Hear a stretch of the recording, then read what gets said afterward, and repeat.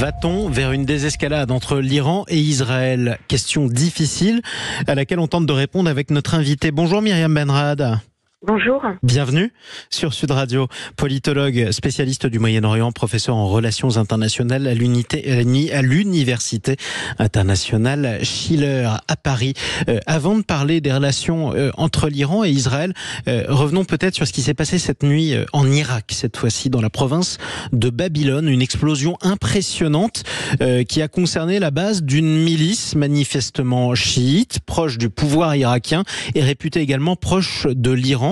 Les Américains ont dit qu'ils n'avaient frappé aucune cible cette nuit. Personne n'a parlé d'Israël non plus, personne n'a revendiqué, ni même n'a accusé qui que ce soit. Est-ce qu'on a des indices sur qui pourrait être à l'origine de ces derniers actes ?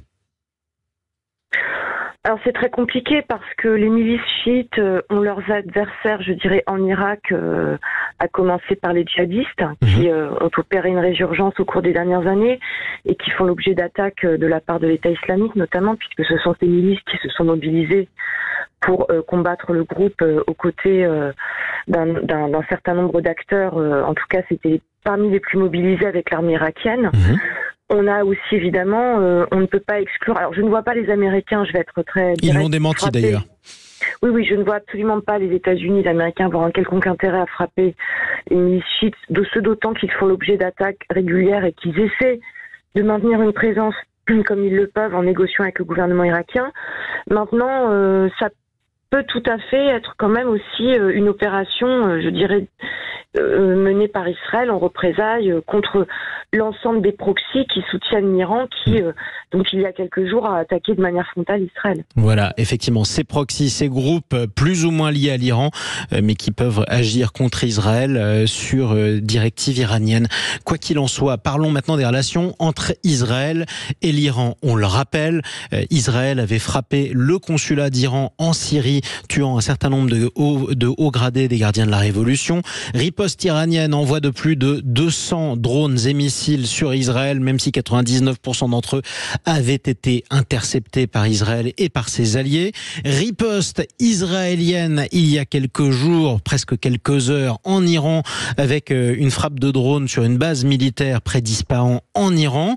Déclaration toute récente du ministre des Affaires étrangères iranien qui explique que c'est pas forcément Israël, qui refuse de reconnaître qu'Israël a frappé l'Iran, en tout cas sur son sol, et qui ajoute de toute façon, ces drones étaient surtout des jouets qui ont été utilisés par ceux qui nous ont attaqués. Est-ce que ça veut dire que l'Iran veut tourner la page ?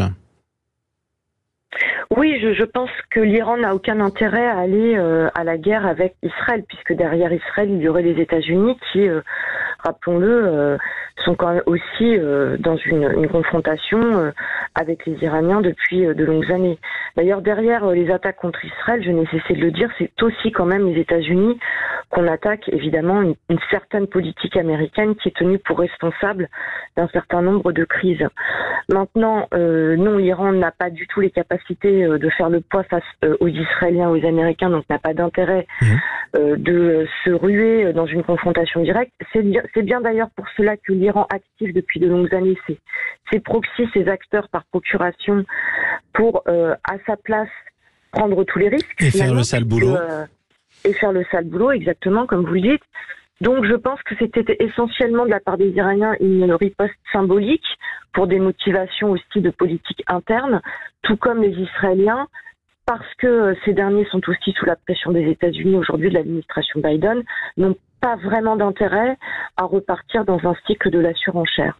Ni Israël, ni l'Iran. Ça veut dire qu'on est en droit d'espérer une désescalade, du moins entre ces deux acteurs.